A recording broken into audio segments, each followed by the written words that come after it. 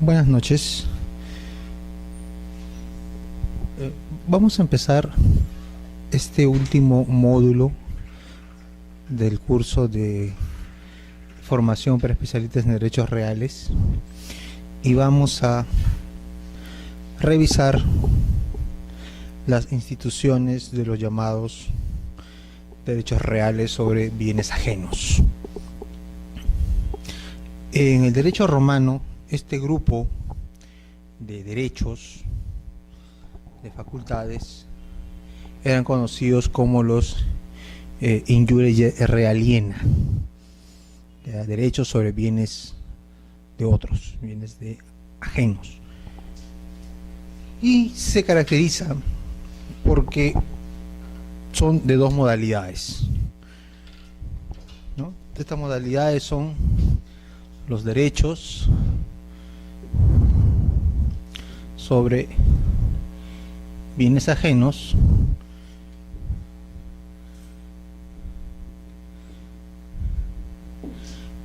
y que pueden ser clasificados en dos grupos: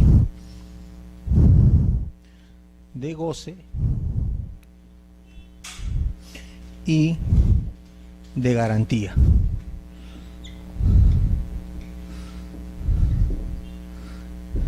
¿Cuándo son estos derechos de goce?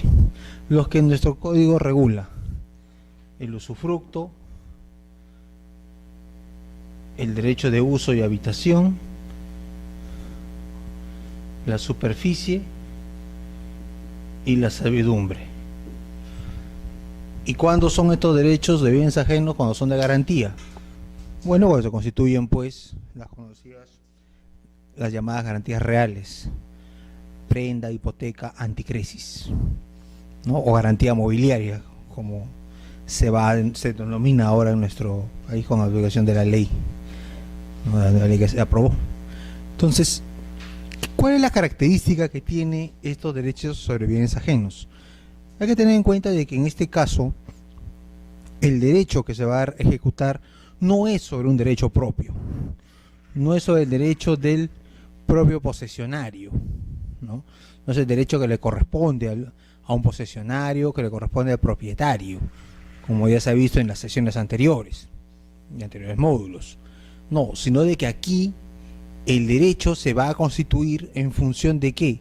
De que está otorgado o reconocido a favor de alguien que no es el propietario o el titular del bien, ¿no?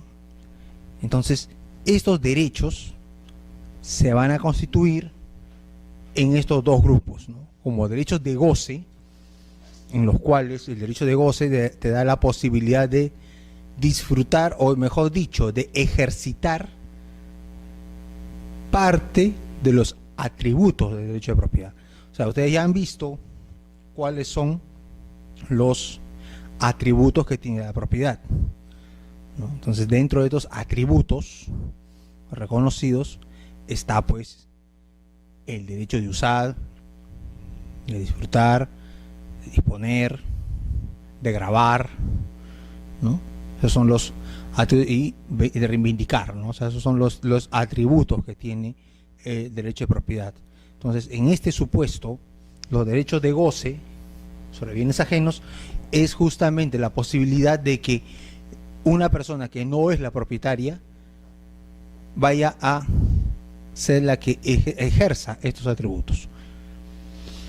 Y cuando se trata pues del respaldo de un crédito, de una obligación, entonces estaremos entre los derechos de garantía, es decir, cuando el bien es entregado a efectos de respaldar el cumplimiento de una obligación, de una prestación preestablecida entre el propietario y el acreedor.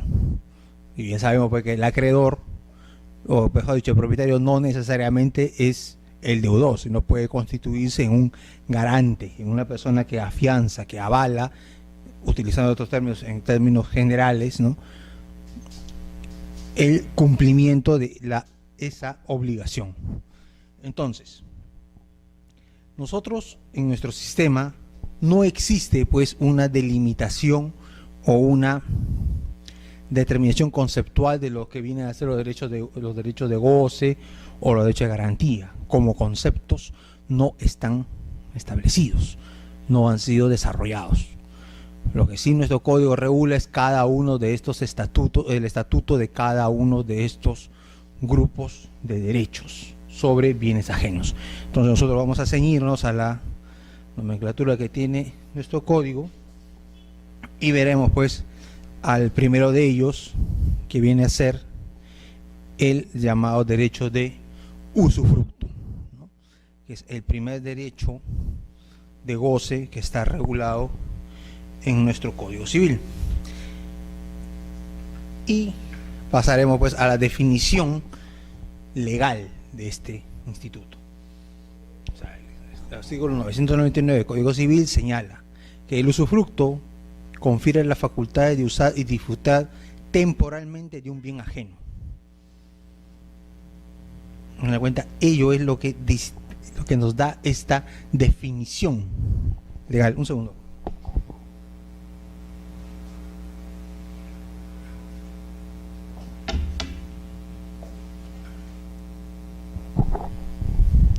Entonces tenemos la definición legal, establece pues de que el usufructo confiere facultades de usar y disfrutar temporalmente un bien ajeno. Los elementos de la definición legal pues son los siguientes. Se van a comprender dos tipos o dos de los atributos del derecho de propiedad: el derecho de uso y el derecho de disfrute. ¿Qué viene a ser el derecho de uso o de disfrute? ¿Qué es lo que viene a ser?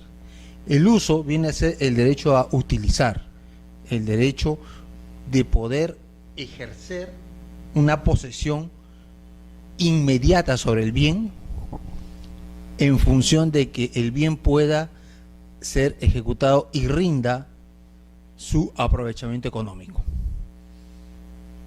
¿no? Ello es lo que se busca con lo que viene a ser el uso. O sea, es darle esa capacidad de utilizar el bien y aprovechar ese uso. Por ejemplo, si yo tengo el uso, digamos, de un teléfono celular, ¿cuándo puedo decir que lo estoy usando? Cuando de un modo efectivo yo utilizo ese bien, ¿para qué? Para comunicarme, ¿no? O sea, yo estoy ejerciendo un derecho de uso. Por ejemplo, hay empresas en las cuales, por ejemplo, a determinados funcionarios o profesionales se les entrega un aparato celular, pero ¿cuál es la finalidad? De que esa persona se comunicarla inmediatamente y que esta persona también utilice el bien para reportar cualquier acontecimiento o cualquier hecho en lo que es el campo de su actividad, ¿no? Por ejemplo, incluso hay situaciones en las cuales los abogados a veces, por necesidad, como dijeron sus clientes, adquieren o se les entrega un aparato celular. ¿Para qué? Para que el abogado pueda comunicarse inmediatamente con el cliente, cualquier cosa. O sea, no hay una excusa de no ubicarte. Si yo necesito un abogado y quiero tener al abogado para que el abogado realice determinadas gestiones o saber cómo va el avance, pues yo lo ubico rápidamente. O cualquier situación que ocurra en el proceso o en el asunto en el cual yo le he encomendado al abogado, inmediatamente me comunica a mí. Por eso yo tengo un número, yo le he dado un teléfono para que se comunique inmediatamente. O tiene que hacer cualquier tipo de comunicación en relación al proceso, y ello también está comunicado. O sea, hay un derecho a usarlo. Si fuera un vehículo, por ejemplo, en el caso, por ejemplo, de funcionarios públicos, que se les concede o se les entrega vehículos para su desplazamiento, es obviamente para que puedan ser trasladados desde sus domicilios hasta sus centros de trabajo, o para que ellos puedan ser desplazados por cualquier necesidad de la función o del ejercicio, ¿no? Tenga que trasladarse a cualquier parte de la ciudad, por ejemplo, y lo hagan con rapidez y con seguridad, ¿no? Por ejemplo, eso es lo que viene de ser el uso. O sea, están utilizando el bien, obviamente, para la finalidad para la cual existe. Pero ¿qué viene a ser el disfrute? El disfrute ya es el aprovechamiento de la ganancia, de la utilidad. Recordemos que cuáles son pues los tipos de frutos que pueden existir, ¿no? Tenemos los frutos civiles, los frutos naturales y los frutos industriales, ¿no? Los frutos naturales son aquellos los cuales se producen en la naturaleza, ¿no? Que se producen por la naturaleza. Los frutos industriales son aquellos que se producen por la intervención del hombre, la transformación del trabajo. Y los frutos civiles son aquellos que son consecuencia, pues, de relaciones jurídicas, como por ejemplo las rentas. Ahora, si por ejemplo yo tengo derecho a disfrutar de un bien, significa que no solo lo puedo usar. Digamos, si yo tengo un vehículo a mi disposición, significa pues que yo podré obtener algún tipo de provecho o beneficio del mismo. Por ejemplo, podría dedicarlo a hacer yo mismo el servicio de taxi, por ejemplo. Puedo realizar en determinadas horas del día el servicio de taxi y la ganancia que se obtenga será para mí. ¿Por qué? Porque tengo derecho de disfrute. O puedo entregarlo en arrendamiento a alguna persona. ¿Para qué? Para que se me pague una renta. Entonces puedo generar ese tipo de frutos, ese tipo de provechos, ¿no? En el caso del uso, obviamente no hay esta posibilidad. Si yo tengo derecho a usar, yo puedo utilizarlo. Por ejemplo, si vamos al caso del funcionario, digamos, el funcionario público tiene derecho a usar el bien. O sea, lo puedo usar para mi transporte personal, de mi casa a la institución, de la institución a mi casa. Si tengo alguna actividad o un acto oficial o por motivo de eso yo tengo que trasladarme, lo utilizaré, pero no puedo dárselo a otra persona para que haga taxi, ni puedo autorizarlo. No puedo generar una ganancia de ello, ¿no? Entonces ahí el funcionario tiene derecho de usar un bien, pero no tiene el disfrute, ¿no? En cambio, el derecho a usufructo, obviamente sí. ¿Por qué? Porque yo estoy consintiendo como propietario que la ganancia, la renta, la ventaja, el aprovechamiento económico efectivo del bien, lo puedo usar yo, se lo transfiero a otra persona, se lo transmito a otro. Otra persona podrá utilizarlo, ¿no? Podrá utilizarlo para justamente obtener ese provecho al cual yo renuncio a favor de otro. No solamente el uso, sino también el disfrute, ¿no? Es parte de lo que es la definición legal, que vamos a dejar ahí por este momento. Pero también la definición legal nos dice lo siguiente: que el usufructo puede recaer sobre toda clase de bienes no consumibles, salvo los supuestos en los artículos 1018 y 1020, 1018 y 1020, ¿no? Que hablan de lo que es el usufructo de dinero, de créditos, que vamos a ver más adelante. ¿Cuál es la característica que tiene este usufructo? Existe una obligación que no está regulada expresamente en el código, pero que sí se desprende del hecho de que el usufructo puede recaer, o más bien debe recaer sobre bienes no consumibles. ¿Cuándo estamos ante un bien no consumible? El bien consumible es aquel que se agota por el uso, por la disposición que hacemos del mismo. Ese es un bien consumible. Si, por ejemplo, a mí se me entrega en uso, digamos, 2 quintales de arroz, ¿cómo puedo yo utilizar ese arroz? ¿Qué utilidad le puedo dar a ese arroz? Puedo utilizarlo, obviamente, para mi alimentación. Es el uso más razonable que uno le podría dar, ¿no? El uso más razonable es de que uno utilizaría ese arroz justamente, pues, ¿para qué? Para la alimentación, ¿no? O sea, si yo tengo si yo tengo un usufructo, digamos, yo ¿qué es lo que puedo utilizar? Si fuera, digamos, este tipo de bien, un bien consumible, yo podría, pues, entregarlo o utilizarlo, pues, ¿para qué? Para preparar platos de arroz chaufa. Consigo 2 ingredientes y preparo chaufa. O hago postres como arroz con leche. Lo puedo vender y puedo obtener el beneficio. Pero ello no es un usufructo. Esto es otro tipo de contrato. No es un usufructo. Porque el usufructo, ¿qué es lo que tiene como característica? La obligación de conservar la sustancia. ¿Qué es la sustancia?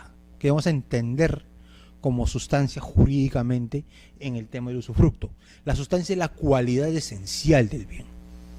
Esa cualidad esencial no debe perderse. Por ello se dice que sea un bien no consumible.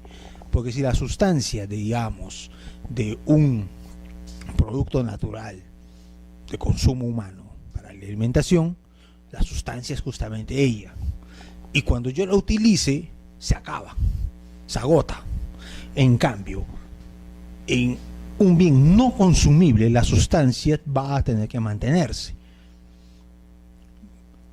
¿Cuáles son bienes no consumibles? Aquellos que no se agotan por el uso. Por ejemplo, si yo tengo, volvemos al supuesto del vehículo, si yo tengo el vehículo, si yo lo utilizo el día de hoy, ¿habrá alguna situación que pueda determinarme que no podré usarlo el día de mañana? Sí, se puede usarlo mañana, porque el bien va a existir, va a estar presente, ¿no? O sea, el bien no consumible es aquel que no se va a agotar con el uso. Entonces, indirectamente, el código hace alusión pues a esta obligación esencial que es conservar la sustancia. ¿Por qué? Porque esta sustancia, este bien tiene que ser devuelto. Hay una restitución en el supuesto del usufructo, porque recordemos, no es propiedad del beneficiario, del usufructuario en este caso. Él no es el propietario. Entonces, al no ser el propietario, él no puede él no va a adquirir la propiedad del bien. Entonces hay esa obligación de conservar el bien para devolverlo. Y finalmente, la definición legal también nos dice que puede excluirse del usufructo determinados provechos y utilidades, ¿no? El propietario puede establecer que haya frutos y provechos, frutos, utilidades, que no se van a transmitir, se excluyen del usufructo. Por ejemplo, yo puedo acordar dar en el usufructo, pero de un vehículo, para decirle, pero ¿sabes qué? No lo vas a poder arrendar. Te doy un usufructo, pero no te permito el arriendo. Yo como propietario, volviendo al ejemplo, puedo utilizar el vehículo para hacer servicio de taxi o servicio de movilidad, de transporte, ¿no? Directamente. Y también como propietario, si quiero, puedo darlo en arrendamiento. El usufructuario, desde el momento que tiene la facultad de disfrute, puede hacer ambos tipos de actividades: explotarlo directamente o cederlo a un tercero a cambio de una renta. Pero puede que se excluya, ¿no? Ah, no, ¿sabes qué? Yo te voy a dar el bien, pero ¿sabes qué? Yo te prohíbo que tú lo, ¿cómo se llama? Lo alquiles, ¿no? No puedes cederlo. Puedo establecerlo. Puedo hacerlo de una manera directa como de una manera indirecta, ¿no? Esta exclusión. Por ejemplo, ¿qué sucede si yo se le doy un usufructo, el mismo vehículo, a un amigo que yo sepa que es un pésimo conductor? Y aparte de ser un pésimo conductor, el hombre pues es un descuidado de primera. Es de los que son capaces de dejarse la llave en el contacto y se llevan el vehículo. Oye, ya está bien, yo te voy a dar un usufructo de que tú eres mi amigo, te estimo, te quiero, lo que sea. Tú vas a tener este vehículo, te voy a dar un usufructo, pero ¿sabes para qué? Para que lo alquiles. O sea, tú no lo manejas, ¿ah? Eso sí. Si quieres, alquílalo, pero tú ni lo manejes. Estoy excluyendo determinados provechos. Se puede excluir. En el caso, por ejemplo, que es más interesante, en el caso, por ejemplo, de ganado, por ejemplo, a veces puede plantearse la siguiente situación: ¿qué pasa si yo le doy en un usufructo, por ejemplo, una vaca o un grupo de vacas, por ejemplo? está bien, tú vas a tener las vaquitas, está bien. Tú vas a, por ejemplo, cuidar las ordeñas, la leche que produzca, todo eso, tú te lo llevas ya. Pero si queda una preñada y un ternerito, el ternerito es mío. Por si acaso, ¿no? Puedo excluir un fruto, ¿no? O sea, las vaquitas, te doy un ganado de vaquitas, ya está bien, utilízalas, pero eso sí, si una vaquita sale preñada, esa vaquita, ese es mío. Lo excluyo ese provecho, ¿no? Por ejemplo, excluyo. Entonces, estas son las características principales que puede tener un derecho de usufructo conforme está establecido en nuestra normativa. Evidentemente, aparte de la exclusión de los frutos, que no es parte de la definición clásica, sí tenemos que señalar que directamente uno de los elementos básicos está en la definición, los atributos de usar y disfrutar. Indirectamente, de manera indirecta, una obligación esencial: conservar la sustancia, preservar el bien. Eso es lo esencial, se debe haber una preservación del bien. Y dicho esto, ¿cuáles son pues las características que tiene este derecho de usufructo? Primero, que constituye un derecho real, ¿no? ¿Por qué es un derecho real? Bueno, la primera respuesta que podemos decir es un derecho real porque la ley lo está tipificando como tal. Recordemos, ¿no?, que nuestro principio es un principio de numerus clausus. Es derecho real aquello que la ley así ha definido. Muy bien, en este caso, aparte de esa característica de derecho real, pero también ¿por qué? Porque existe una relación directa entre la persona y la cosa. En este caso, con algunos de sus atributos, que es y quizás el más relevante en estos tiempos modernos. ¿Cuál es? El aprovechamiento de los bienes. Todos sabemos pues que el derecho existe, o la justificación final del derecho existe. ¿Para qué? Para que la coexistencia pueda ser posible. Y dentro de esta coexistencia pacífica y posible entre los seres humanos está también, ¿qué cosa? La posibilidad de la satisfacción de necesidades. Y la manera de satisfacer necesidades, ¿cuál es?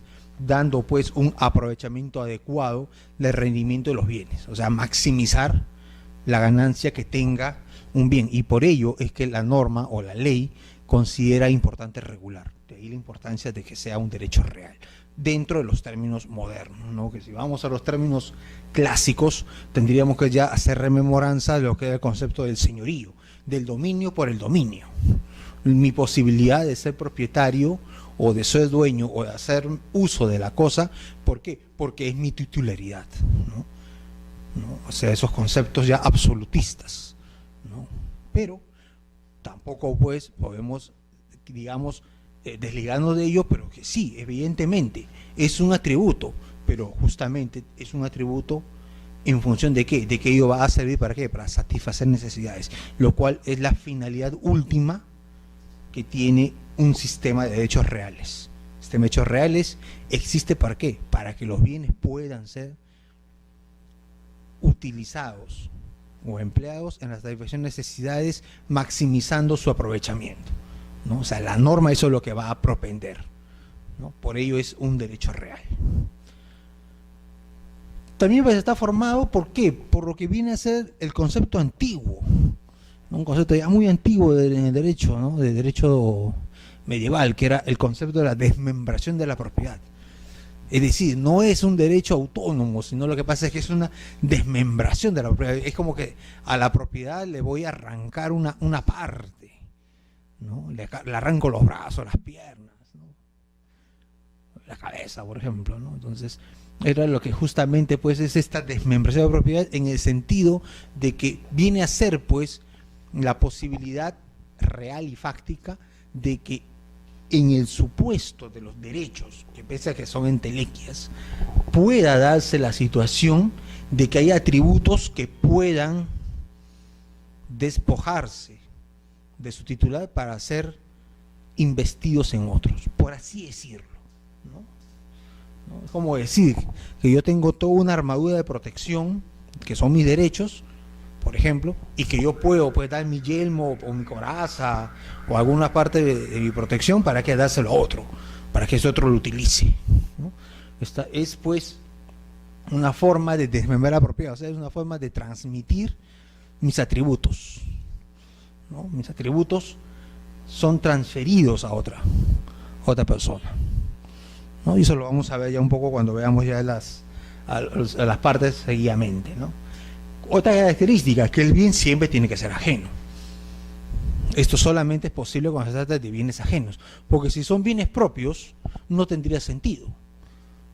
Si son propios, yo estoy ejerciendo mi derecho de propiedad, y no es que yo ejerza el atributo, no, yo ejerzo mi propiedad. Solamente ello es posible cuando se trata de bienes ajenos, bienes de un tercero, bienes que justamente son cedidos.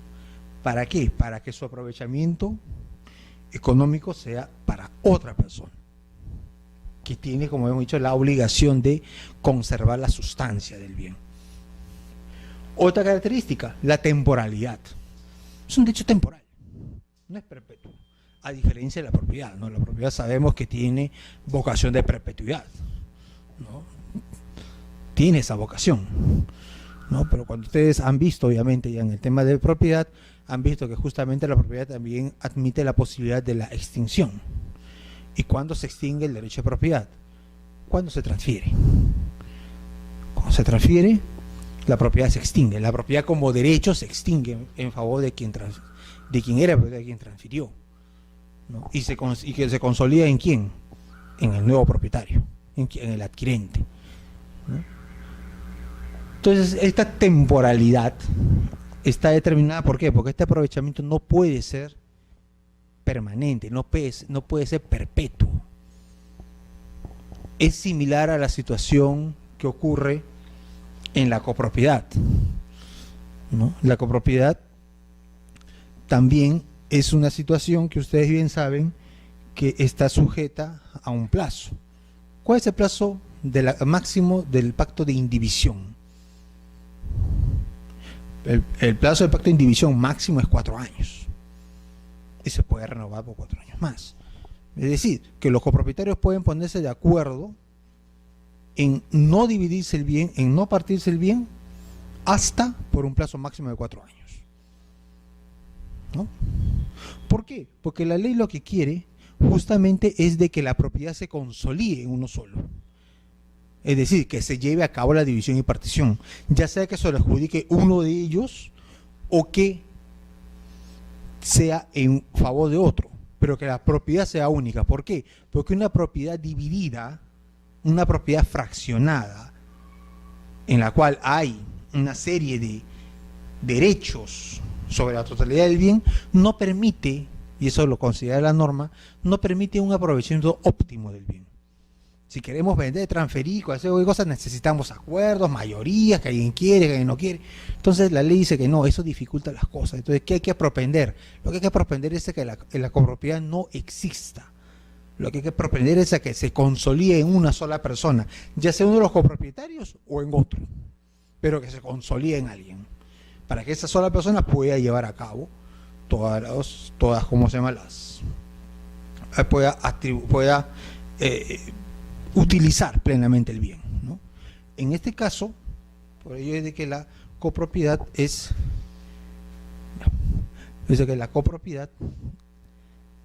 un derecho que tiende a desaparecer. Y eso está dado justamente en que la posibilidad de que esta indivisión pueda mantenerse expresamente por los copropietarios es máximo 4 años. Máximo 4 años, ¿no? Porque si no, cualquiera de ellos puede pedir la división y partición. Algo similar o con una mecánica tal vez parecida ocurre con el derecho de usufructo, en el cual se agrega, ¿por qué? Por su temporalidad. ¿Por qué temporalidad? Porque tampoco es conveniente de que todos los bienes estén dispersos entre distintas personas, los diferentes derechos o atributos. Yo tengo, por ejemplo, el usufructuario tiene derecho a usar y disfrutar, pero ¿podrá reivindicar? No puede reivindicar. ¿Podrá grabar? No puede grabar.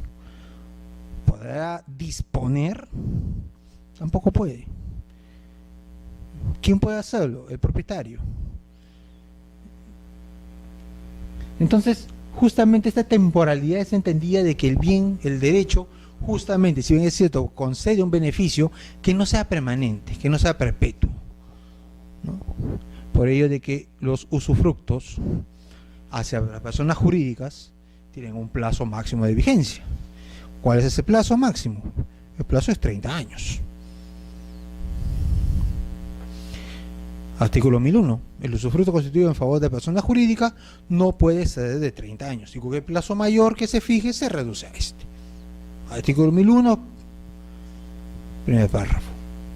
Hay una norma, una disposición especial que señala que en el párrafo siguiente, tratándose de bienes inmuebles de valor monumental de propiedad del Estado, no mire las condiciones, bienes inmuebles de valor monumental de propiedad del Estado. Primero. Segundo, que sea en materia de restauración con fondos de personas naturales o jurídicas. El Estado constituye en favor de estas un usufructo por un plazo máximo de 99 años, ¿no? Temporalidad. O sea, si hay un bien inmueble, no mueble, inmueble, que tiene la calificación de ser un bien monumental del Estado. O sea, entendemos que es parte de lo que son los bienes culturales, de este patrimonio cultural del Estado, y está siendo objeto de restauración con fondos de personas naturales o jurídicas, se constituye a favor de ellas un usufructo por 99 años máximo, ¿no? Y en el caso de personas naturales, ¿cuál es el tiempo que tiene un usufructo? ¿Cuál es el tiempo?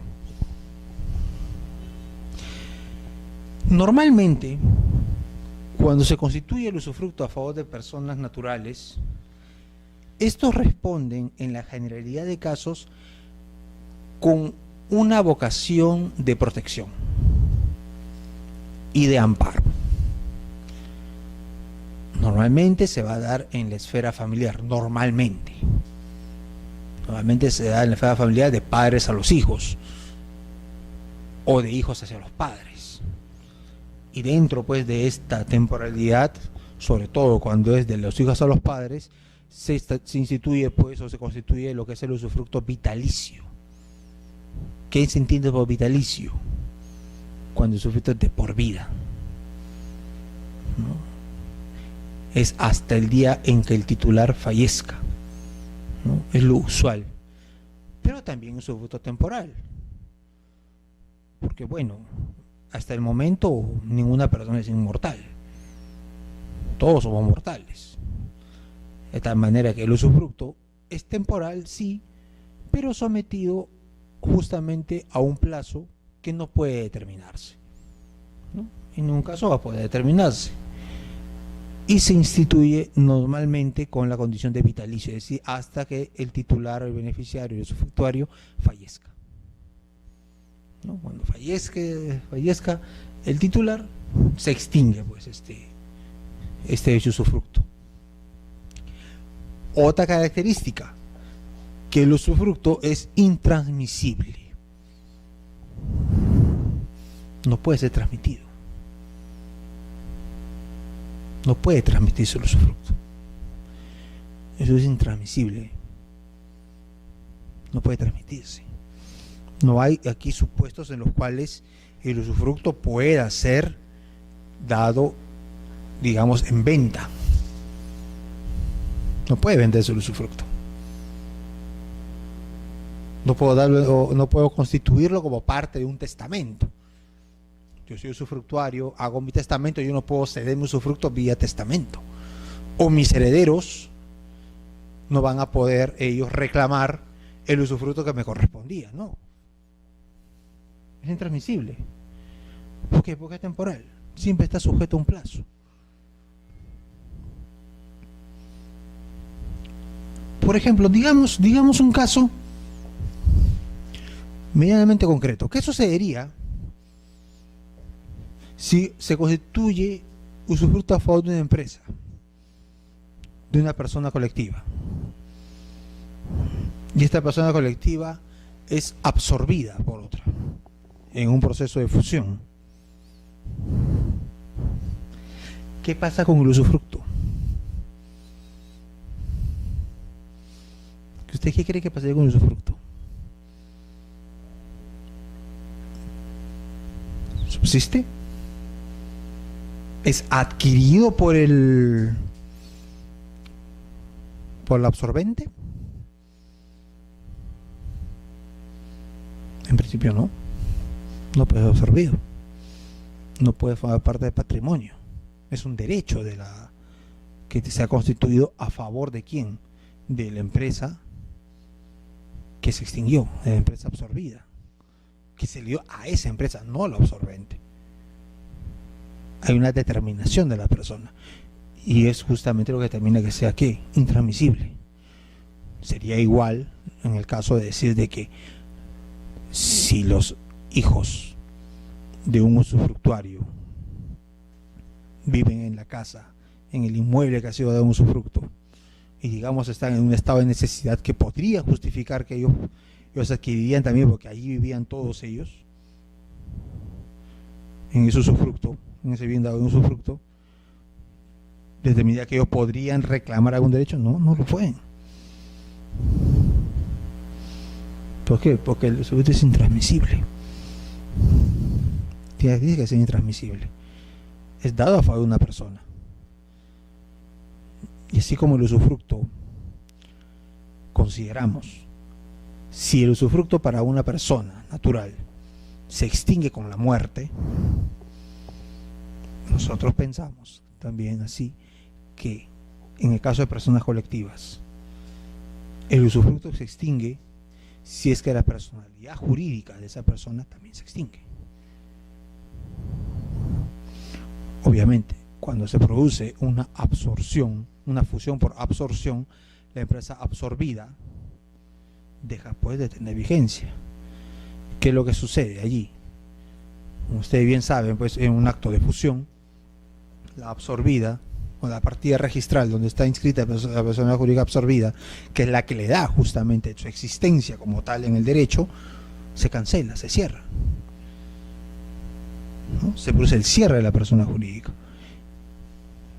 lo cual significa de alguna manera, o haciendo un paralelo, en su partida de defunción, porque ya no existe esa persona jurídica. ¿Quién va a existir? La absorbente. ¿Es ella la beneficiaria del usufructo? Pensamos que no, que en este caso concreto no. ¿Por qué? Porque tenemos una característica, es ¿cuál? Que el usufructo es intransmisible, no va a ser no se transmite, no se puede transmitir. Y una característica final, que es de que el usufructo puede ser oneroso o puede ser gratuito. La onerosidad está dada por la prestación que pueda cumplir el usufructuario. El beneficiario deba o no deba entregar algún tipo de contraprestación a favor del propietario, que puede ser establecida. Y será gratuito cuando esa obligación simple y llanamente no haya sido pactada. No se pacta eso. En ese caso no se va a pactar esta característica de la onerosidad o de la gratuidad, ¿no? Dependerá de cómo se haya celebrado el acto. Y entrando ya a los elementos intervinientes, veremos pues que quiénes son las partes en este tipo de derecho real. Primero pues el constituyente que viene a ser pues ¿quién? El propietario del bien, la persona natural o jurídica que va a ejercer el derecho de propiedad a favor del cual le ha sido reconocido. Y ojo, estamos diciendo que es el propietario quien puede constituir el derecho de usufructo. ¿Por qué? Porque justamente son sus atributos, los cuales, o quizás el principal atributo, el cual él va a ceder a un tercero, a otro, ¿no? Que es el derecho de disfrute, ¿no? Y también el uso, ¿no? Entonces él cede el uso y el disfrute a favor de una persona, y solo quien puede ser el propietario. No puede ser obviamente el posesionario. ¿Por qué no puede ser el posesionario? Porque en el caso de la posesión no se trata pues de alguien que tenga los derechos, sino de alguien que actúa como si los tuviera. Cuando vimos pues justamente nosotros en el primer módulo lo que era la posesión, un poco hablamos de cuáles eran pues las características que tenía este derecho de posesión, que era justamente aquel que ejercía como un propietario, es decir, la apariencia de ser un propietario, pero no era propietario, sino tenía solo la apariencia. ¿Qué le faltaba? El reconocimiento legal de ¿qué? De ser propietario. Siendo ya propietario, bueno, pues ya puede comportarse como tal y actuar y ejercitar efectivamente sus derechos, y solamente lo puede hacer en este nivel, solamente puede concederlos a aquel que es propietario. ¿Por qué? Porque tiene que ser ajeno. Aunque la diferencia parezca sutil, siempre hay que tener en cuenta que en el caso de la posesión, si bien es cierto, uno se comporta como si fuera propietario, uno no es todavía propietario, ¿no? Muchas veces en algunas, por ejemplo, obras teatrales o incluso algunas novelas, se ponen situaciones límite. Usted no está aquí, yo soy casi propietario de este bien y tiene que dármelo. Un momento, decía alguien, y el interlocutor repara, y un momento, cuando usted le quite el casi, me lo va a reclamar, pero todavía no lo es. Cuando usted tenga su derecho constituido, consolidado, ahí podrá decírmelo, antes no. Pues en la posesión hay una apariencia de ser, ¿no? O sea, también nos sirve, por ejemplo, para entender quizás esta diferencia. Por ejemplo, si nosotros recordamos nuestros conceptos en derecho de las personas, por ejemplo, lo que significa ser persona, ¿no? Y la etimología pues enseña pues de que el término persona viene pues de personaje. El personaje, ¿qué era el personaje? El personaje pues era esa máscara que utilizaban los actores en los teatros romanos de forma cóncava, metálica, que daba resonancia a su voz y podía pues ser oída por todo el auditorio, ¿no? Y el actor se ponía pues ese personaje para poder actuar, y actuaba en el teatro con esa máscara. Una cosa es, y justamente el derecho de la persona de ser persona es justamente tener esa investidura jurídica que me permite a mí actuar en sociedad, ¿no? Y ser reconocido como tal, como persona. ¿Por qué? Porque hay una calificación legal que se hace a favor del ser humano, ¿no? Por ello de que en épocas antiguas pues existió lo que era la esclavitud, ¿no? En la época de la esclavitud justamente pues los esclavos no se consideraban personas, se consideraban semovientes, cosas, pero no eran personas. ¿Por qué? Porque no tenían ese atributo que ahora los tenemos todos por el hecho de ser humanos, ¿no? Algo similar ocurre en estas circunstancias. Solamente lo constituye quien es propietario, quien tiene la calificación ya reconocida de propietario. Tanto así que yo ya no solamente lo uso, disfruto como propietario porque lo soy, sino que también lo puedo ceder. Diferencia de posesionario, yo lo uso sí como propietario. Tú usas y disfrutas como propietario, pero no eres propietario, sino que la ley te permite que lo hagas como si fueras propietario. Pero siendo ya propietario efectivo, recién podrás, por ejemplo, constituir un derecho de usufructo. Antes no. Con tu reconocimiento legal como propietario, ya podrás ceder tu derecho de uso y disfrute y constituir un usufructo. El usufructuario, beneficiario o titular del derecho de usufructo, ¿no? Es el titular, es la persona que va a ejercer y hacer propios los provechos y ganancias, frutos y utilidades que genere el bien. Ese es el usufructuario. Puede ser persona natural o puede ser persona jurídica, como hemos señalado,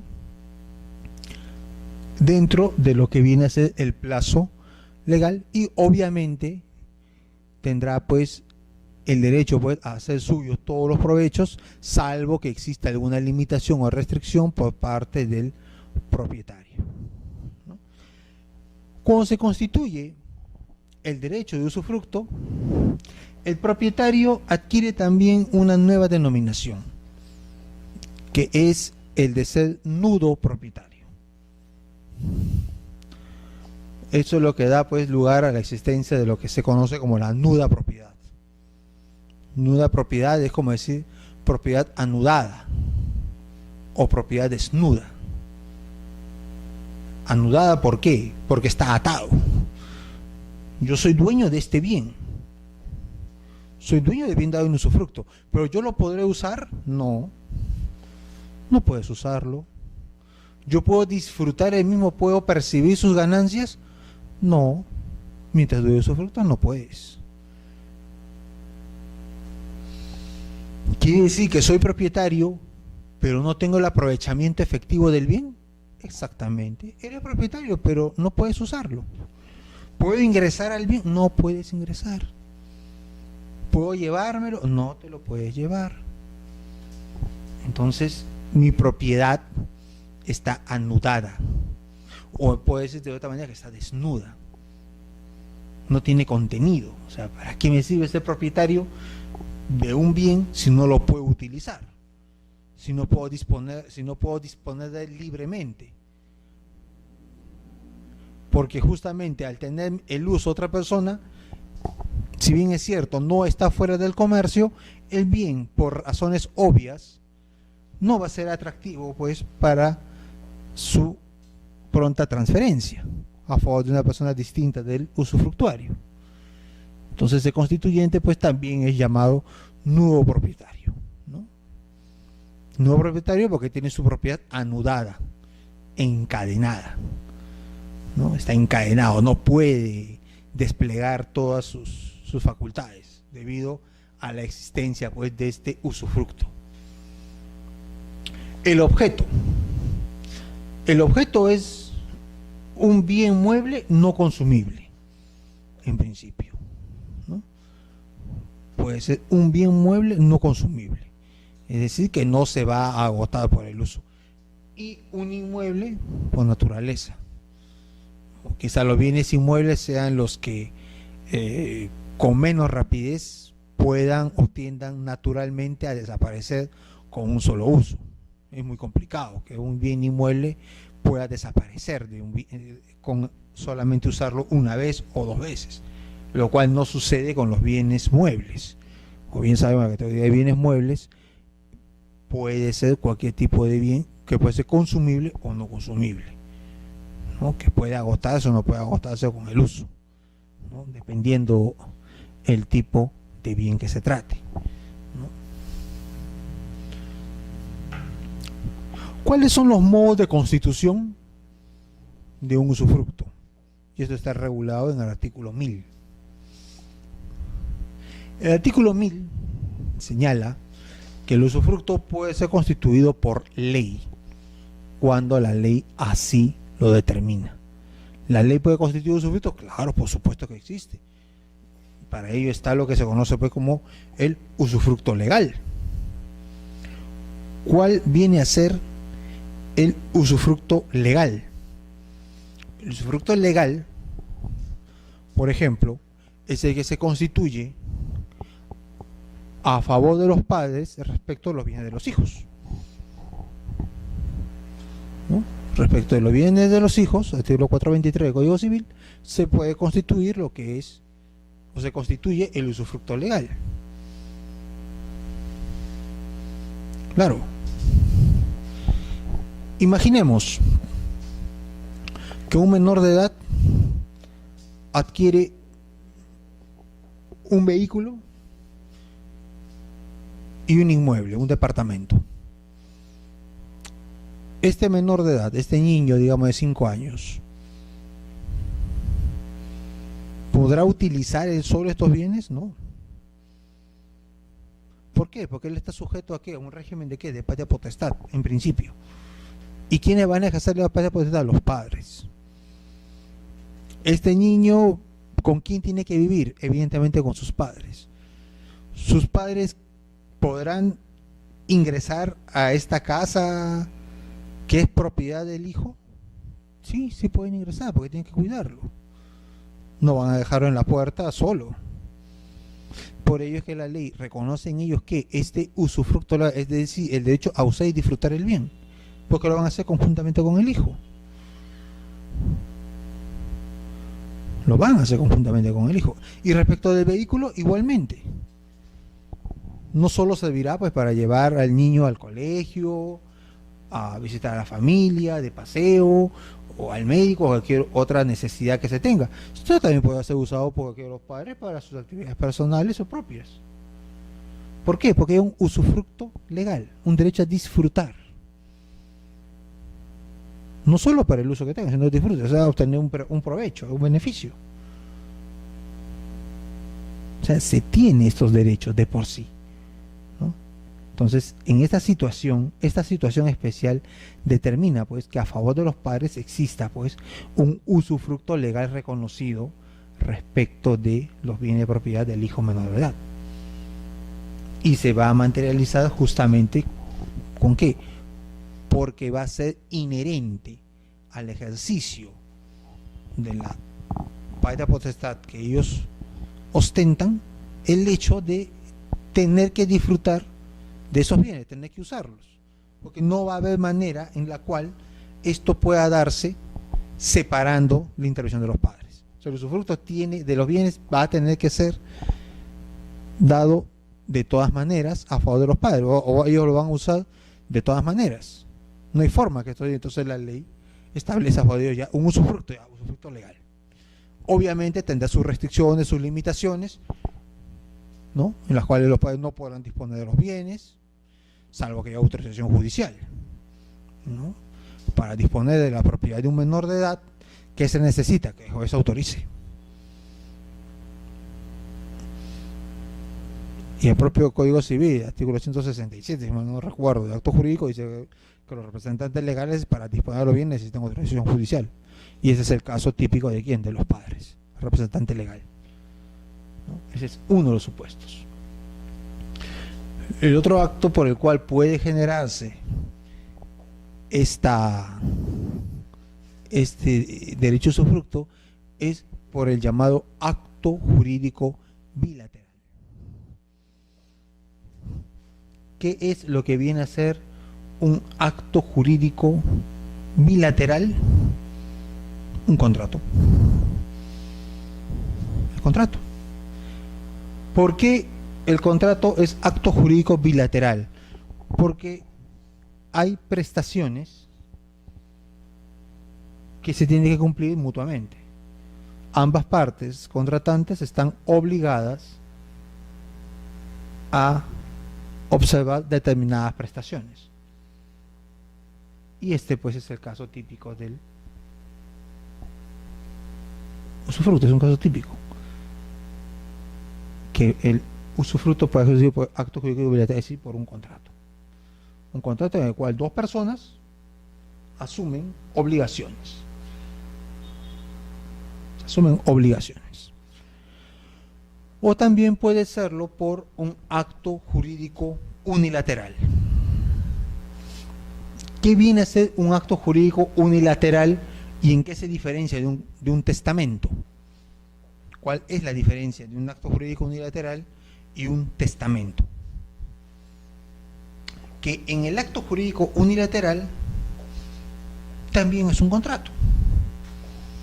Pero ¿cuál es la diferencia? En la cual solamente una de las partes está obligada a ejecutar una prestación establecida y la otra no. En este momento podemos diferenciar entre el acto jurídico bilateral y el acto jurídico unilateral en el sentido de que en un acto jurídico unilateral lo que se busca o lo que se propende, ¿qué cosa es? Equilibrio de patrimonios.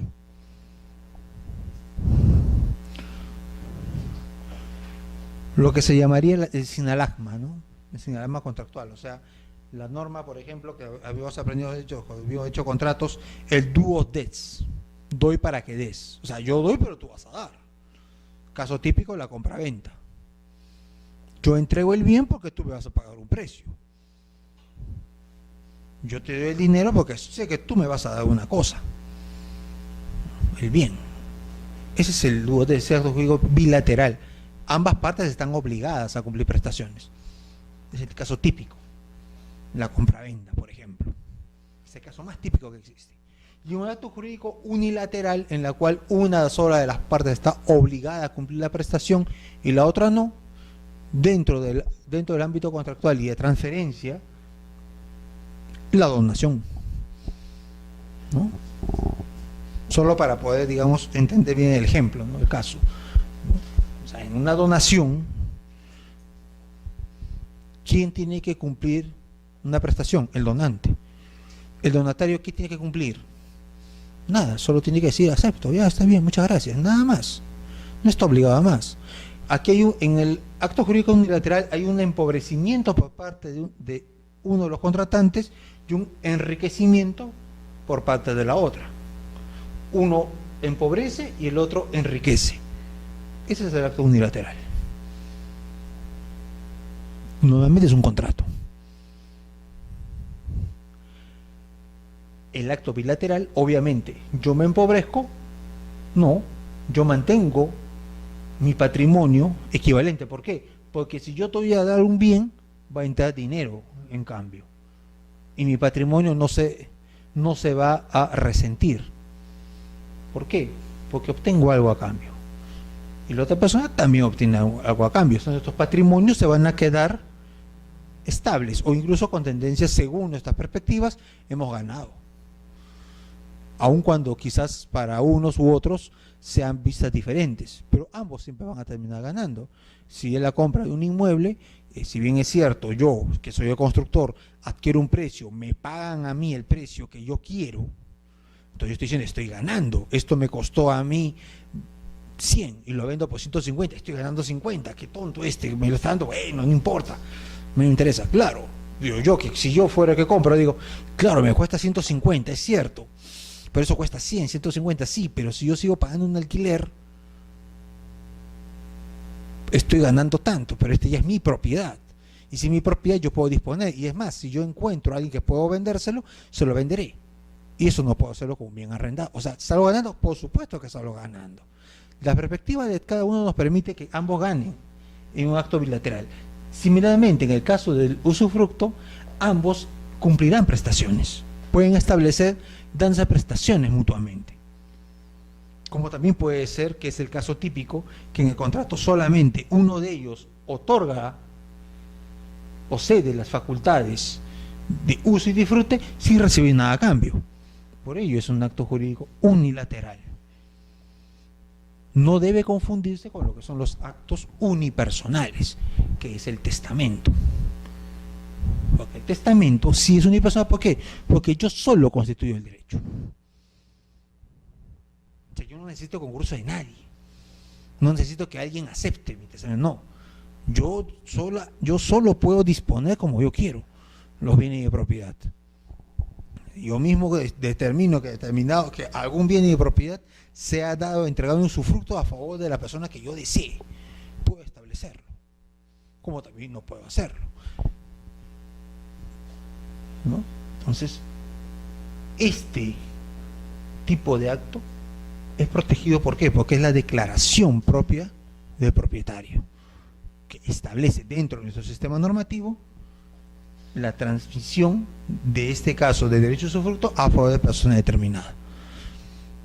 Todas estas formas tienen un amparo legal en nuestro sistema, lo cual no significa que es uniforme en todas las legislaciones, porque por ejemplo en Estados Unidos un contrato bilateral, un acto bilateral, un acto jurídico bilateral sí es protegido. ¿Por qué? Porque viene a qué, a considerar qué cosa, lo que denominan los americanos la consideration, que es justamente la causa por la cual yo contrato porque obtengo una ventaja.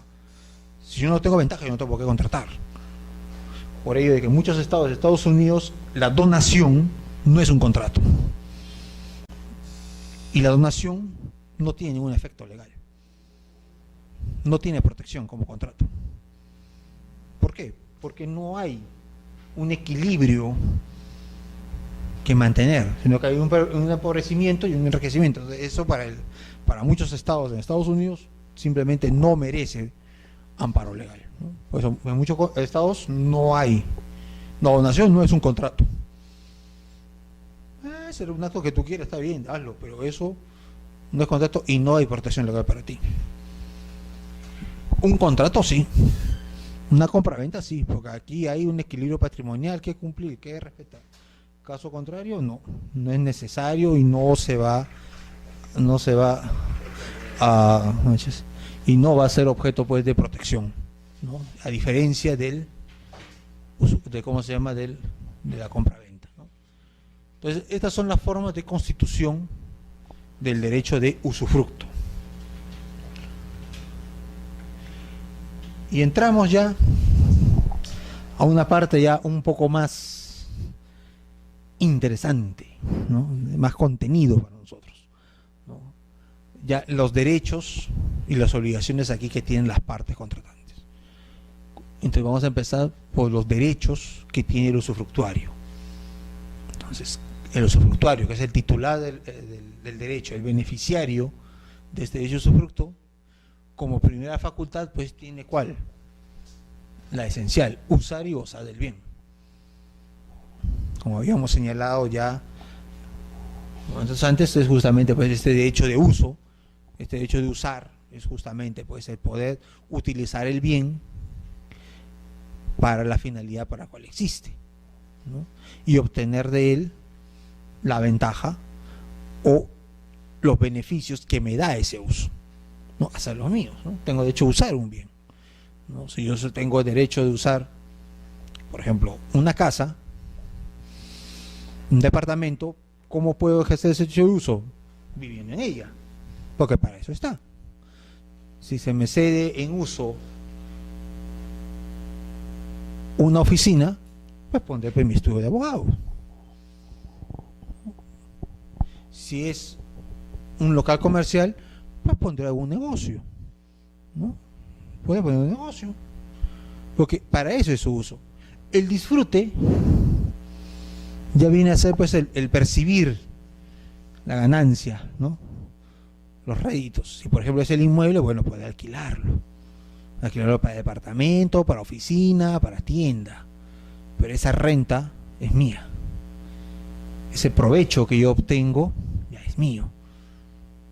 No solamente lo puedo usar, sino también lo puedo disfrutar, puedo percibir los frutos, en este caso frutos civiles, ¿no? Si se me da, por ejemplo, un campo de cultivo, ¿cómo yo voy a utilizar el bien? Lo voy a utilizar justamente mediante ¿qué? Su explotación, dedicándome a ¿qué? A lo que viene a ser después el cultivo, la actividad agropecuaria, ¿no? Puedo dedicarlo a ello.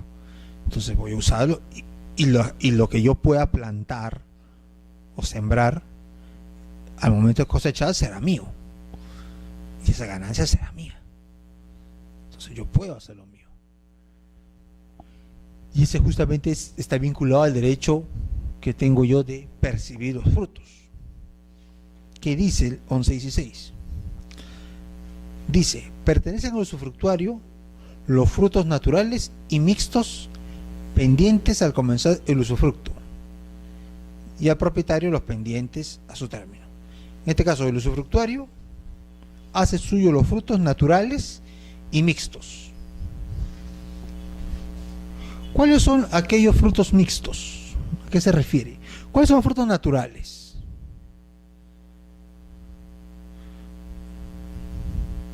Frutos naturales son los que se producen en la naturaleza. Yo, por ejemplo, se me entrega, pues en este caso, pues un campo de cultivo y dentro de ese campo de cultivo, pues hay, digamos, hay una cosecha pendiente de recoger. Bueno, esa cosecha es mía. Si al momento está, como dicen, ¿no? Los frutos naturales a comenzar de usufructo. Por ejemplo, yo recibo, como habíamos señalado antes, un rebaño, por ejemplo, de ovejas, ¿no? Y entre esas ovejitas hay algunas que están preñadas. Bueno, pues esos frutos naturales también son míos. Pero, como habíamos señalado, también es posible la exclusión. Desde lo habíamos visto en el 199. Se puede excluir algunos frutos o provechos. Provechos o utilidades, dice. Entonces también se puede pactar de que, claro, tú vas a entrar en esos frutos, pero sé que esos frutos pendientes van a ser míos. La norma no es una norma dispositiva, perdón, imperativa. Una norma dispositiva admitiría el pacto en contrario. Consideramos que aquí se puede pactar en contrario, desde el punto de vista de que los determinados frutos y provechos pueden ser, ¿qué? Restringidos. No puede restringirse.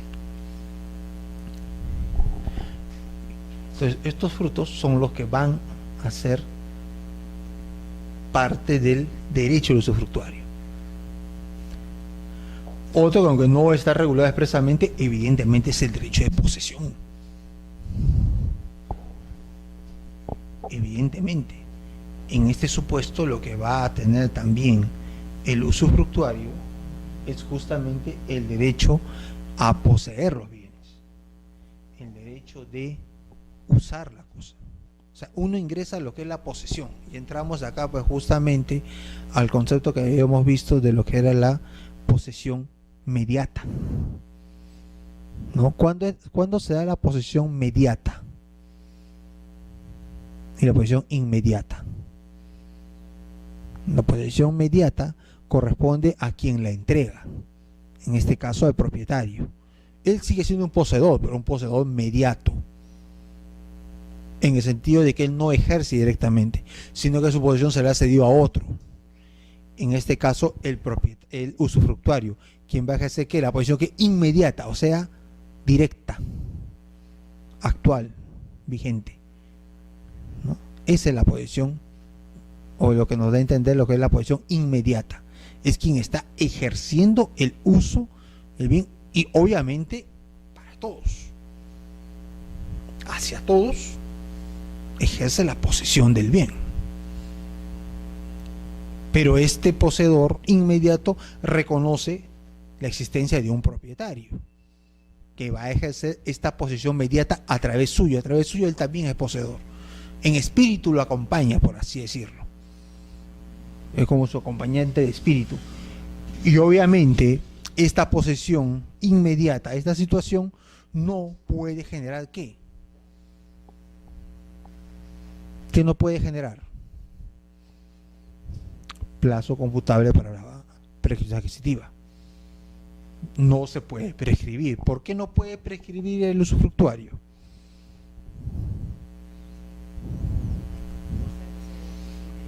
Pues ser poseedor inmediato. ¿Y ello qué significa? Significa pues justamente que él reconoce la existencia de un propietario. Para que uno pueda poseer o pueda adquirir o prescripción adquisitiva un bien, que se necesita comportarse como propietario. Entonces existe pues ahí evidentemente una contradicción, o habría una contradicción si es que el usufructuario quisiera prescribir. ¿Por qué? Porque él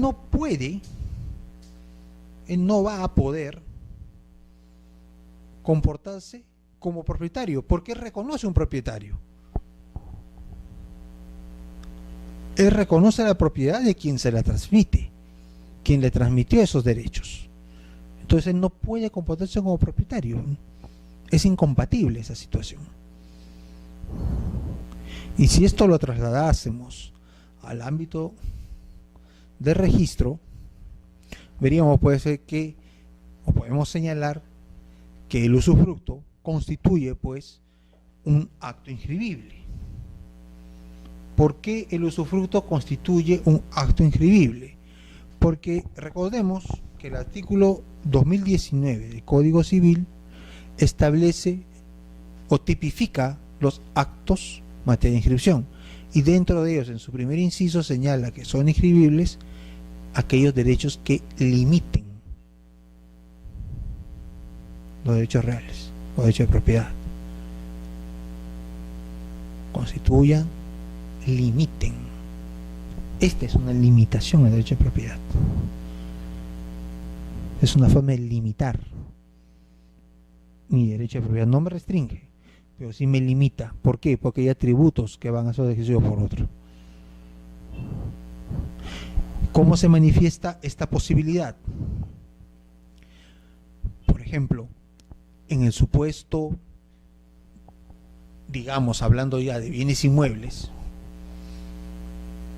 si yo le entrego a una persona el derecho de usar y disfrutar un bien, eso significará que determinados atributos míos quedan limitados, quedan restringidos de alguna manera. De tal manera que si, por ejemplo, yo quisiera celebrar un contrato de arrendamiento, y ese contrato de arrendamiento inscribirlo, porque sabemos que el arrendamiento es un acto inscribible por los efectos de la oponibilidad, el propietario no podría hacerlo si está inscrito ¿qué? Un usufructo. Y el usufructo pues constituye ¿qué? Justamente esa limitación que ha concedido o ha consentido el propietario a favor de un tercero. E inscrito ese derecho del tercero es lo que le va a permitir a él ¿qué?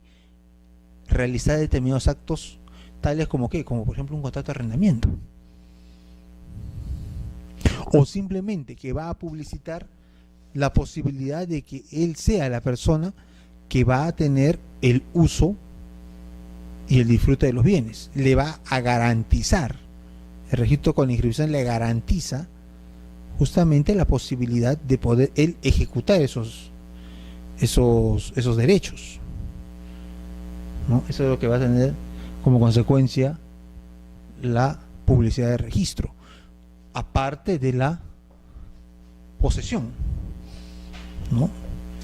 Entonces la posesión le va a dar la posibilidad de ¿qué? De poder ejercer esos bienes, poder ejercer los derechos de uso y disfrute. El derecho de usar y disfrutar, sí, pero ¿por qué? Porque tienes un derecho de posesión. Posesión inmediata, sí, ¿por qué? Porque es un propietario. La inscripción registral, ¿qué te va a garantizar? La oponibilidad de poder usar esos derechos. La oponibilidad de poder contratar o hacer efectivos determinados beneficios. Entonces, esa es la diferencia que va a tener, digamos, en esta posibilidad, la existencia de una inscripción en el caso de los bienes inmuebles. Y justamente está vinculado ¿con qué? Con la facultad de explotación.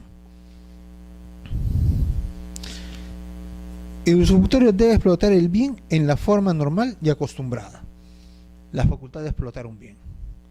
Dentro de la facultad de explotación de un bien, por ejemplo, permitiría, por ejemplo, que un usufructuario pueda celebrar determinados tipos de actos, como habíamos señalado, contrato de arrendamiento, o incluso, tal vez, llevar a cabo algunas modificaciones al predio o los inmuebles. ¿A través de qué? De declaratorias de fábrica. Podría incluso, sobre todo en el tema de mejoras, que ya vamos a verlo un poco más adelante, en el caso de lo que son las mejoras. Podría incluso ello, pero para ello que va a requerir, en todo caso va a requerir que exista un reconocimiento de su derecho como tal, porque mientras esté inscrita la inscripción registral se va a entender la vigencia del derecho, se entiende su vigencia, y justamente el hacerla oponible a otros que puedan quizá concurrir con derechos que a la postre puedan entenderse como incompatibles o diferentes, y dentro de ello pues está justamente esta posibilidad de ¿qué? De explotar, porque dice la explotación normal y acostumbrada, Entonces aquí estamos viendo de que en esta forma de explotación tiene que ser el bien para la finalidad en la cual ha sido destinado, ¿no? La finalidad para la cual está destinado el bien. Y que obviamente este ejercicio, este uso, tiene que ser el que normalmente se destine. Si por ejemplo, si va a ser, digamos, un departamento para una, digamos, para vivienda, pues no voy a yo pretender hacer de ahí un hotel. No voy a pretender yo ahí hacer pues un local comercial, un taller mecánico, ¿no? O sea, no voy a pretender ello, sino que tengo que darle el uso que sea normal, y también dice acostumbrado, o sea, consuetudinario. O sea, aquí es un concepto un poco que está reflejado, ¿por qué? Por lo que viene a ser el derecho de costumbre, por lo que es la costumbre, porque dice el uso de protección normal, en forma normal y acostumbrada. O sea, lo acostumbrado y lo costumbre, lo consuetudinario. ¿Para qué se utiliza normalmente un vehículo? Pues para transportarse. No voy a utilizarlo pues como si una suerte de camión de carga, ¿no?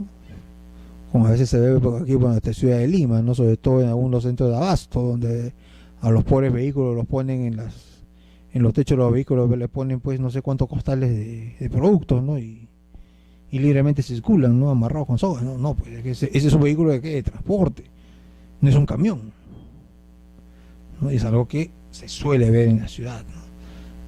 Entonces, si yo voy a tener usufructo de un vehículo, pues no va a ser para destinarlo a ellos, sino digamos para qué, para mi transporte personal, particular, ¿no? Pero no va a ser para ello. Facultad de disposición y gravamen. ¿A qué se refiere esta facultad de disposición y gravamen? El usufructo, con excepción del legal, puede ser transferido a título gratuito u oneroso o ser grabado, respetándose su duración y siempre que no haya prohibición expresa. ¿La transferencia a qué se refiere? La transmisibilidad que habíamos señalado, que no podía ser transmisible, lo habíamos dicho justamente en el sentido de que el derecho no puede ser transmitido a otra persona. O sea, yo no lo puedo transmitir a otro por una vocación legal. En cambio, yo puedo transferirlo que a título de derecho, es decir, yo puedo venderlo o puedo cederlo, pero con respecto de qué, de su duración, o sea, dentro de la vigencia,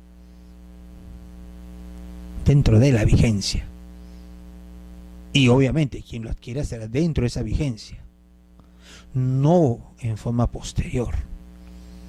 La transmisibilidad tiene pues la característica, o cuando uno dice que algo es transmisible, es cuando ya pasa a formar parte de una esfera patrimonial en función de qué, de la falta de existencia de una persona. Por eso los casos que habíamos puesto era de la persona cuando fallecía, que no puede ser heredado, o cuando la persona jurídica se extingue, eso no se transmite dentro de ese contexto. Ahora, yo puedo ¿qué? Disponerlo, sí, porque yo lo puedo ¿qué? A título oneroso o título gratuito, o ser grabado. ¿Qué significa que pueda ser grabado? ¿Qué vamos a entender nosotros por gravamen? ¿Puedo darlo en hipoteca, por ejemplo, o en prenda? No. En este caso, el gravamen tiene que entenderse en la medida de que yo puedo, al momento de transmitirlo o sin transmitirlo, supeditarlo en función de otros derechos. Puede haber sido objeto de ¿qué? De ser supeditado.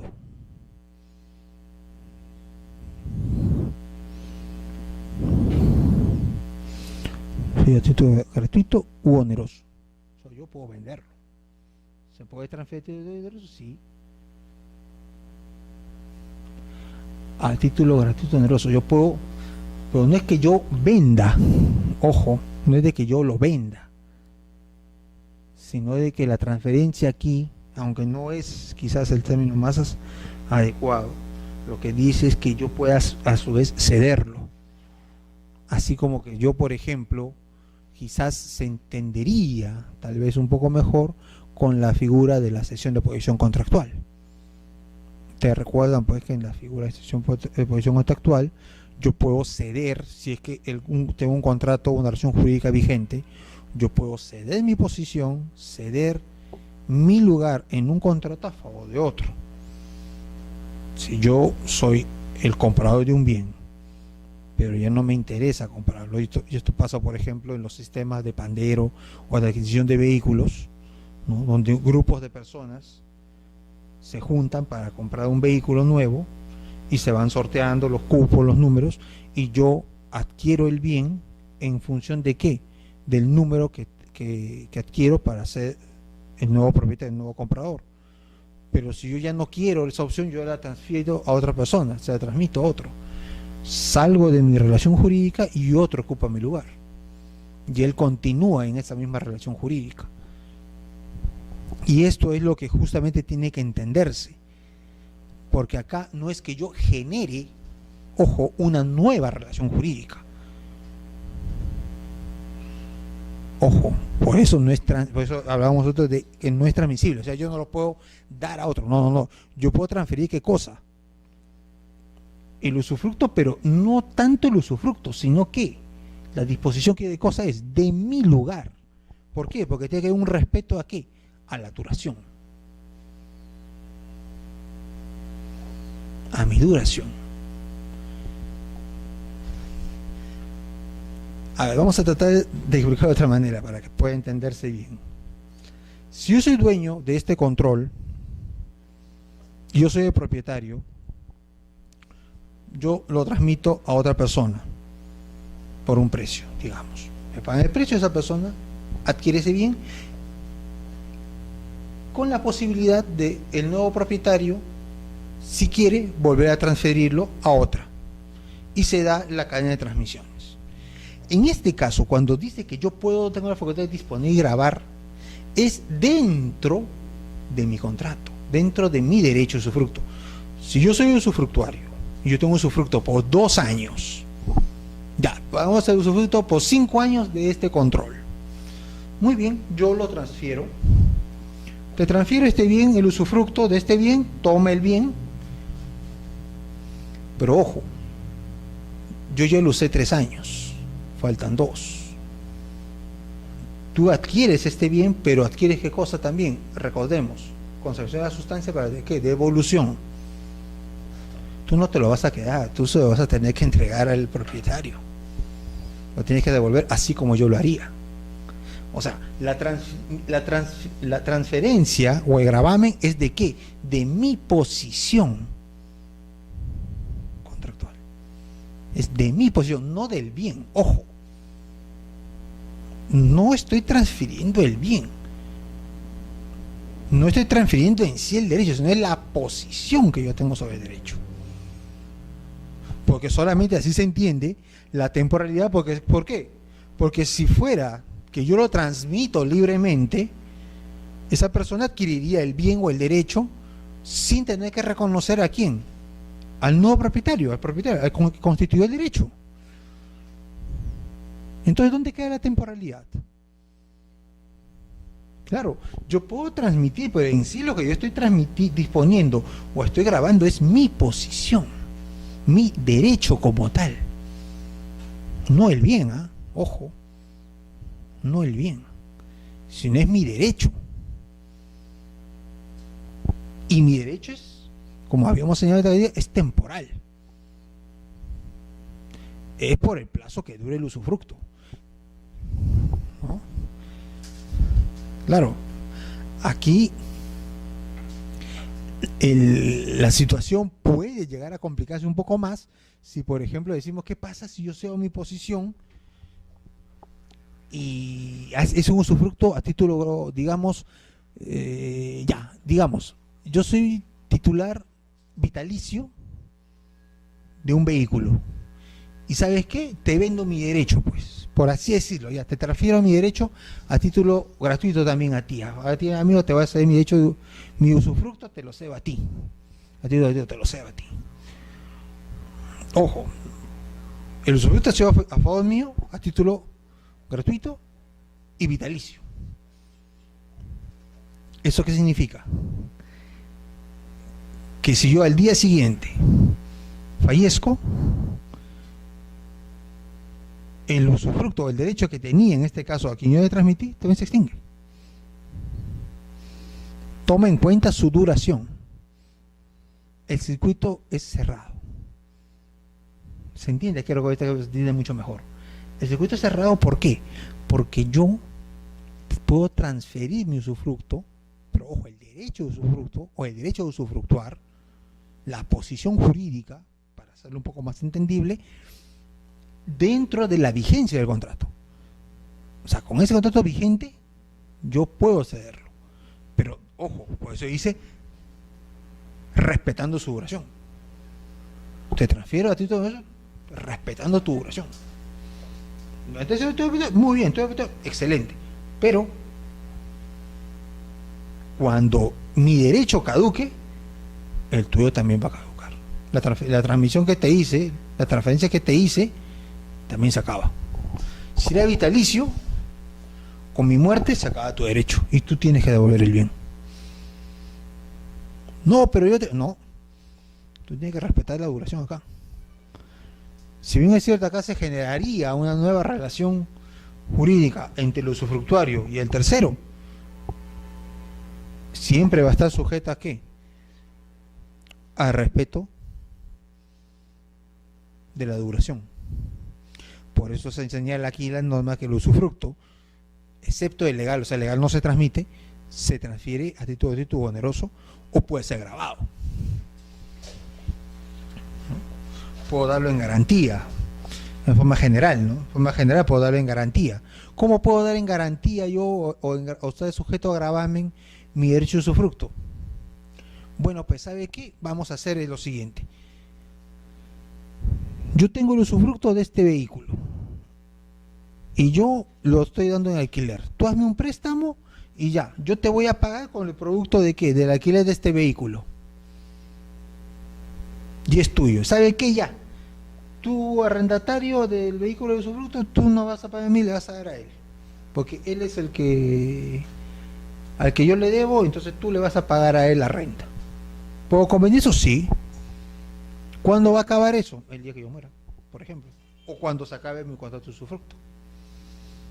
Si el contrato se extingue, ya sea por vencimiento de plazo o por mi fallecimiento, si es que es a título, si es constituido en forma vitalicia, ese gravamen también duró hasta ahí, porque ya el derecho se extinguió. O sea, la transferencia en sí no es del bien, sino es del usufructo. Por eso de que se señala que el usufructo no es transmisible en el sentido de que genera una nueva relación y que se aparta o desconoce la relación que hubo entre el propietario con el usufructuario. Si yo usufructuario con un tercero celebro una transferencia, tiene que ser en función de ¿qué? De respetar la duración del contrato. No es que yo le transmito el usufructo y te vendo el atributo de propiedad. No, yo no le puedo vender el atributo. El atributo yo no se lo puedo vender, por eso no es transmisible. Yo no lo vendo el atributo, porque no tengo esa potestad. Lo que sí tengo la potestad es de darle, claro, el usufructo se lo puedo transferir, pero ojo, dentro de el reconocimiento de esta relación contractual, en la cual ya la obligación de restituir ya no corresponde al usufructuario, sino a quién, al tercero que tenga el bien. A él se transmite.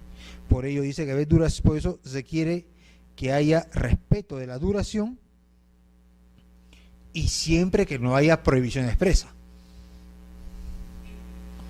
Porque si hay prohibición expresa, evidentemente este contrato no se puede celebrar.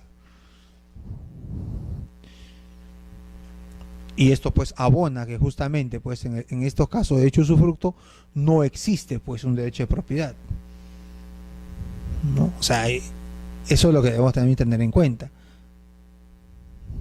No se puede, no existe esta restricción, ¿no? Esta restricción existe de la transferencia, de la disposición o gravamen de transferir o grabar, pero dentro de lo que es el contrato de usufructo. O sea, yo no puedo generar o transferir libremente el atributo abstracto de uso y disposición, yo no puedo transferir, eso sería la transmisión.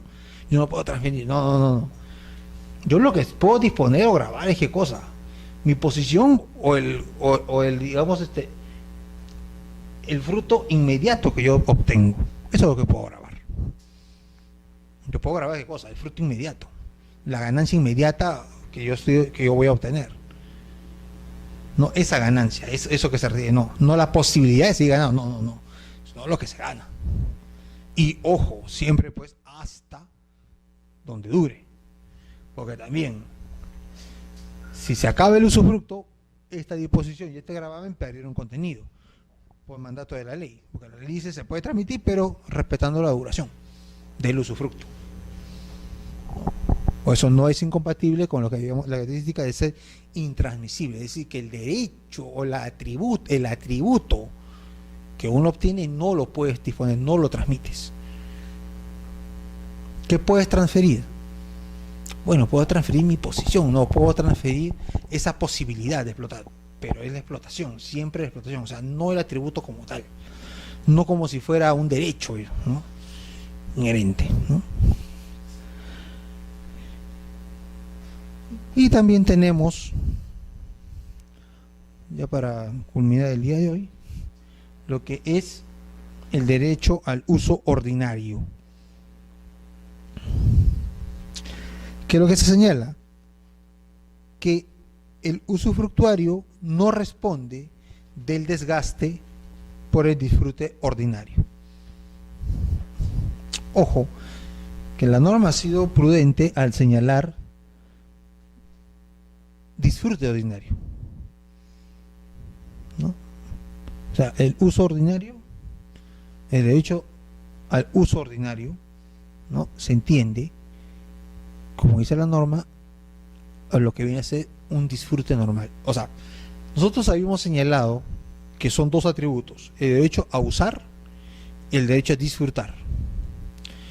El derecho a usar, obviamente, y repetimos, viene a ser aquella potestad que me da el poder utilizar o emplear o aprovechar el bien en su uso y hacer mío pues el beneficio, la ventaja que él me trae o me reconoce. Él genera, mejor dicho, que genera ese propio uso. Repetimos el ejemplo, ¿no? Si se trata, por ejemplo, de un vehículo, yo lo voy a usar, claro, yo lo uso como, si tengo derecho a usarlo, pues obviamente será, pues si es un vehículo de transporte, digamos, particular, pues lo usaré para ir de mi casa a mi centro de trabajo al Indejur, del Indejur pues a un centro comercial, de paseo, y ahí es donde yo le doy su uso normal, diario y cotidiano. Pero la norma me dice el disfrute ordinario. Y aquí hace ahí que es preciso ver la pequeña diferencia. ¿Por qué? Porque el disfrute, ¿qué implica? Una ganancia, un aprovechamiento. Como uno diría, digamos, de un tema, digamos, aplicando quizás un pequeño refrán que siempre decía, ¿no? El que quiere celeste, que le cueste. Así dice, ¿no? Es decir, si tú quieres obtener un mayor beneficio, pues esfuérzate más, ¿no? Da más de ti, trabaja más, qué sé yo. Entonces, en este supuesto, si yo quiero tener un disfrute del bien, ¿a qué voy a someterlo? Pues, obviamente, voy a tener que hacer que un mayor esfuerzo del bien. Voy a tener que esforzarlo más. Lógico, si yo utilizo el bien, y esto por ejemplo se ve, por ejemplo, cuando nosotros compramos o queremos comprar y nos interesa un auto de segunda mano, ¿qué es lo que suele decir el vendedor? Oiga, ¿para qué se utilizó este vehículo? No, no, no, era de una señora ya jubilada que solo lo utilizaba para llevar a sus nietos que viven aquí cerca, para ir a comprar al centro comercial, para ir a hacer su gimnasia, solamente para eso se utilizaba el vehículo, por si acaso, o sea, está casi nuevo, ¿no? O sea, le da un uso que es mínimo, ¿no? El uso solamente necesario. Claro, ahí nos dice que alguien disfrutó, digamos, de ese bien, digamos, dándolo de taxi o utilizándolo en el transporte, por ejemplo. Si, por ejemplo, yo voy a utilizar un vehículo para obtener un disfrute, digamos, para obtener una ganancia ya efectiva, y lo dedico al taxi, obviamente, pues no voy a dedicarle 1 hora. Dedicarle 2, 3, 4 horas.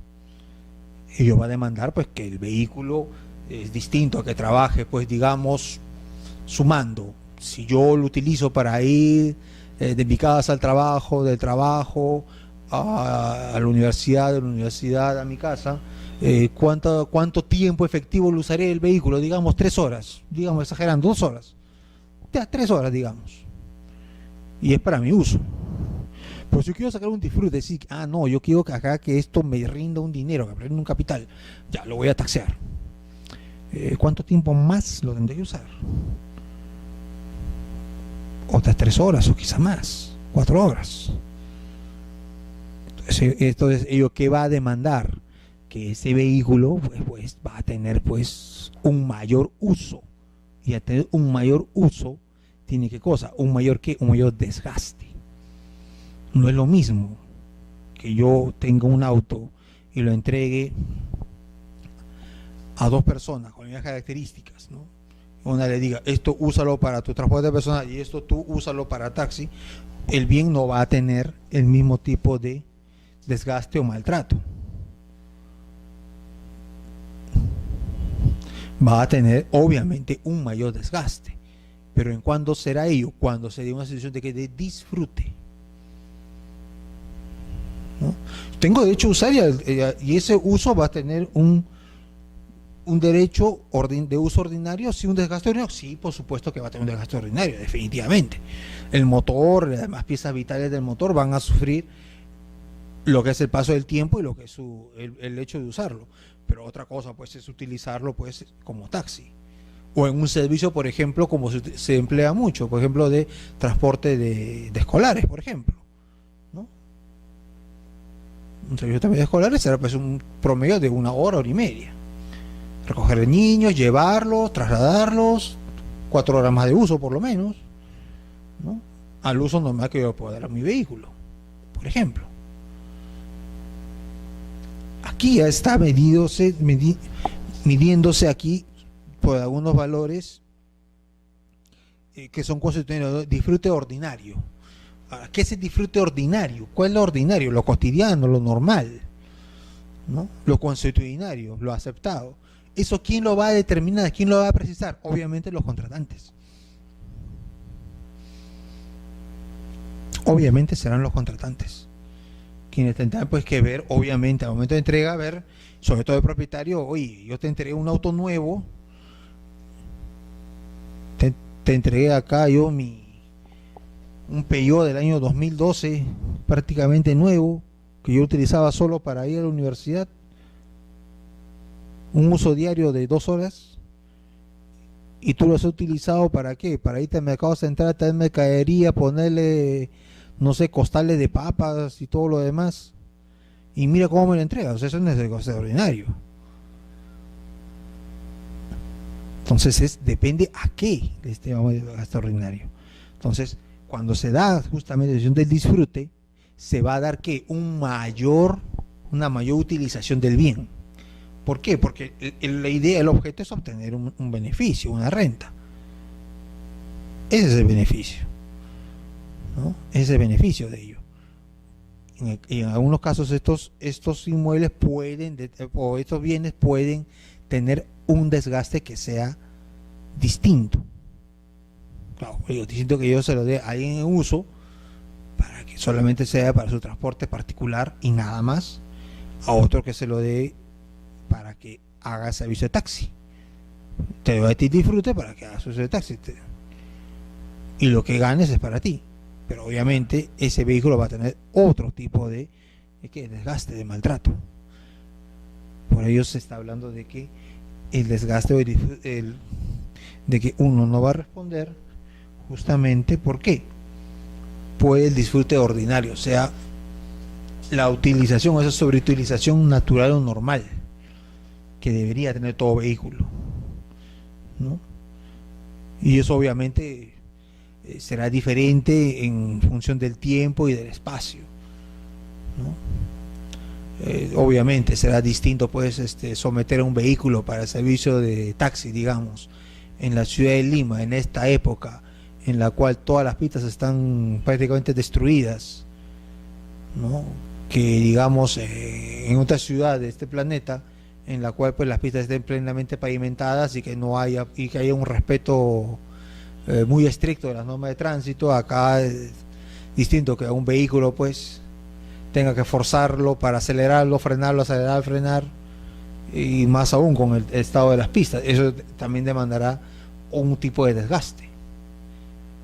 Entonces ese desgaste es el que tiene que ser apreciado en este caso pues, por los contratantes. Los contratantes son los que van a apreciar este desgaste y obviamente tendrán que determinar al momento de restituirse, porque la esencia se tiene que devolver, se tiene que conservar la esencia, evidentemente teniendo en cuenta el desgaste natural, el desgaste propio, ¿no? Hay un desgaste propio.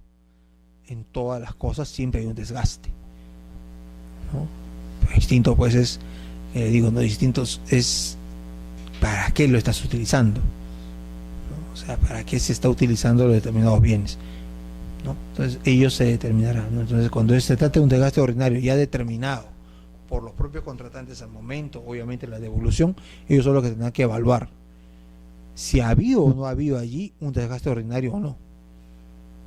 Y a cada quien puede hacer una, digamos, proyección de ello, ¿no? Se puede uno proyectar cómo uno entrega las cosas y sobre todo la proyección viene en cómo uno las podría o debería o tendría que recibirlas, ¿no? Entonces esto va a determinar pues que se haya cumplido o no con este derecho al uso ordinario, ¿no? Entonces nosotros nos quedamos en esta parte y el día viernes concluiremos con lo que son pues ya pasaremos directamente a lo que son los deberes del usufructuario, anteriores al usufructo, durante el usufructo, después del usufructo y los derechos del nuevo propietario o del beneficiario. Listo, buenas noches, muchas gracias.